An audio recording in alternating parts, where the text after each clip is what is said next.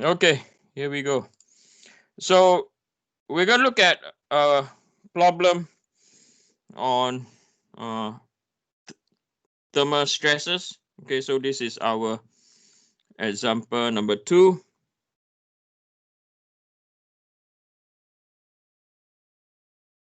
Okay, so in terms of thermal problem, this is one of the most confusing. Okay, because it really tests your understanding of the topic. So let's do it. So at room temperature, 20 degrees C, a gap of 5.5 millimeters exists between the ends of the rod shown. So this is our support, our system. You have two rods, A and B. One side is aluminum, the other side is steel, and the properties are given. Okay.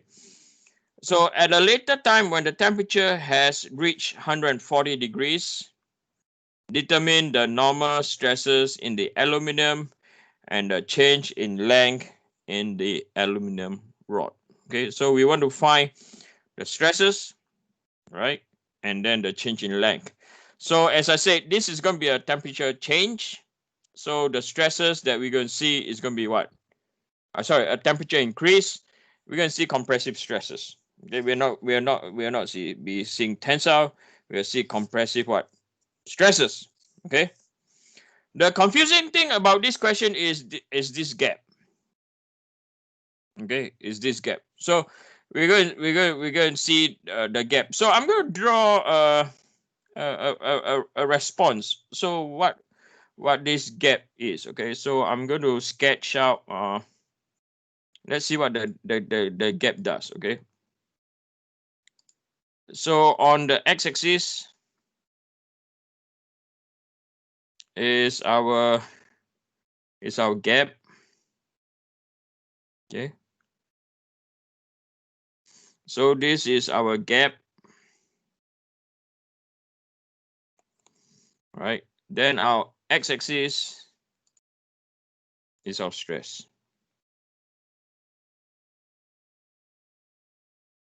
Okay, so this is our stress. I think once you know this analysis, so over here you have zero gap, right? So gap. Okay, so this is in millimeters. Okay, then this is 0.2, 0.4, 0.6. Right. So this can be stress of your A or stress of B. Okay, but I want to show you this. Okay, so when we start with I'm going to take a thick pen. Okay, this one. So now our gap is 0.5. So what I want to see, so now our gap reduced to 0.3. You can see the stress is still 0, yes or no? Right? And then when the gap goes to what? When the gap goes to 0.2, you don't see any stresses, right? The gap goes to 0.1, you don't see any stresses. The gap goes to 0.05 or 0.5, 0.05, you know. But once the gap goes to 0, what will happen? Right? You will see stresses. Boom, you see stress. Okay? For either A or B. Okay? So when the gaps go to 0, then you see a stress. If there's a gap, you see no stress at all. So that's why this question is trying to grasp your concept. Do you understand what thermal strain is all about? That's what they're testing you. Okay, so right, so that's all we need to know. Okay, for now. Okay, because later on we're going to do some compensation for this. Okay, right. So the procedure is still the same. So the first thing we're going to do is we allow step 1. We are going to allow free thermal expansion. But before I go on, okay, so we're going to calculate what are our stresses at more on the aluminum. Okay, so let me copy so you can see the diagram when I'm working on this. Okay. So what we're going to do now, all right? So from here, first thing we're going to do, step number 1.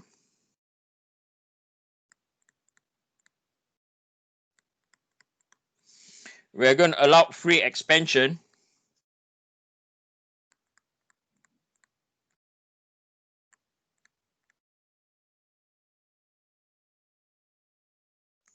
All right, we're going to allow free expansion without restriction.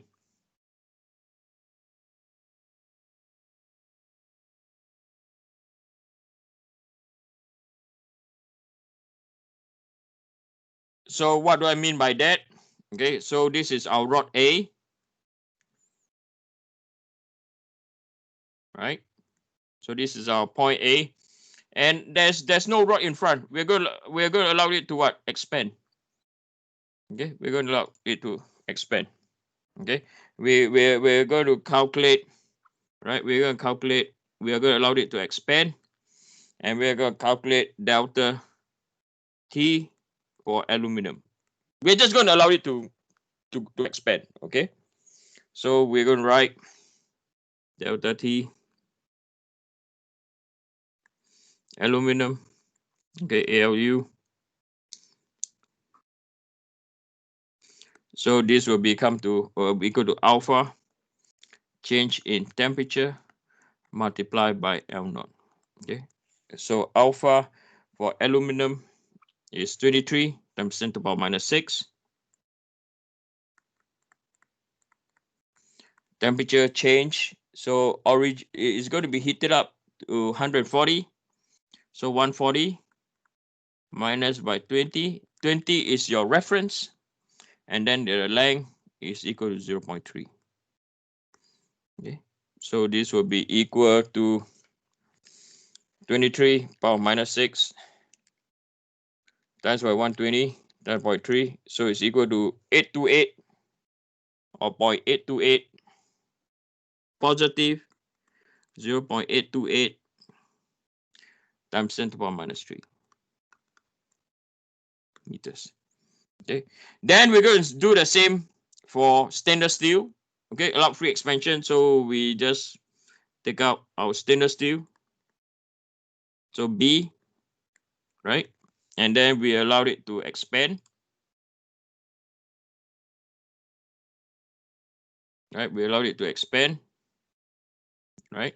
So we want to calculate with free expansion what is our delta T for steel. Okay. So delta T for steel.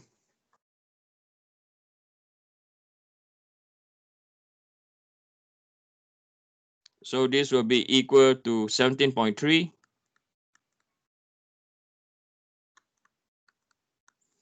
multiplied by 140. Okay, original length is 0.25. So this will be equal to 120 times by 0.25 times by 17.3 power minus 6. So this is 0.159 positive again. Okay, or 519 times 10 to the power minus 3 meters. Okay. Now, so the next one we're going to look at stresses. Okay, or we are going to calculate total expansion or total deflection due to temperature without restriction.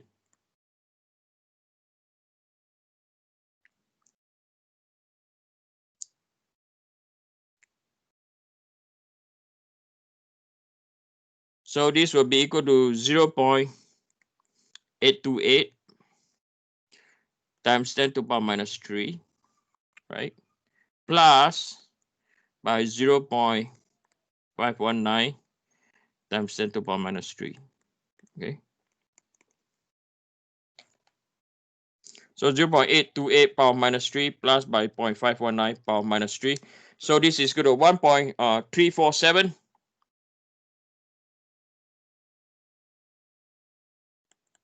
times 10 to the power minus 3 meters. Now, some of you might say, Eugene, this is going towards the right. This is going towards the left. Shouldn't be minus. No. Nothing to do with left and right. The notation down here is what? Tension is positive. Compression is what? Negative. Right? So when it's tension, deflection is also what? Positive. Compression, deflection is what? Negative. Nothing to do. You will say, Eugene, these two directions are different. Shouldn't they minus off? No. Okay, it's all based on tension or what? Compression. Now, I'm going to write out something. So when there's zero gap, when there is zero gap,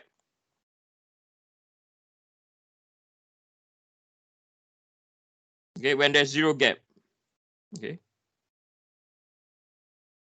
okay, the members A and B is able to generate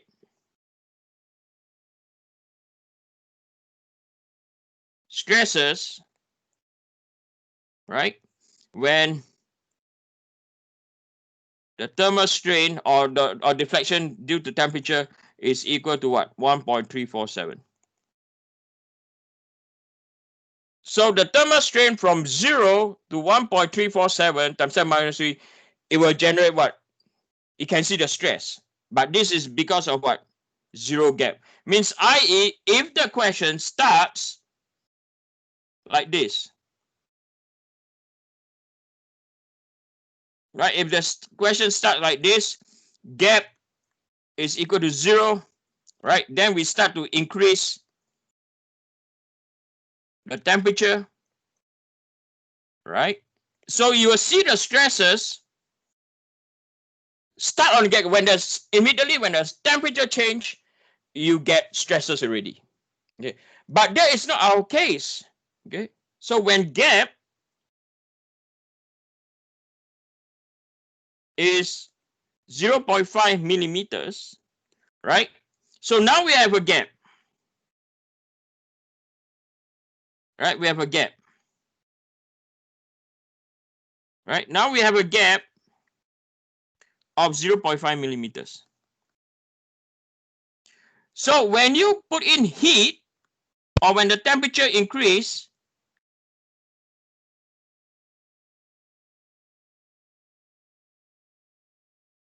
do you see the gap when time is equal to maybe when the gap is 0.4? Do you see any stresses? Anyone? You don't see stresses out. When gap is 0.3, do you see any stresses? No. That is why this graph is all about, right? When the gap is at 0.5, no stresses. At 0.4, no stresses. At 0.3, no stresses. 0.2, 0.1. Now when we get zero gap, all of a sudden you get what? Stress. So therefore, okay, when the gap is 0.5, okay, right, you will not get stresses. Stresses is only generated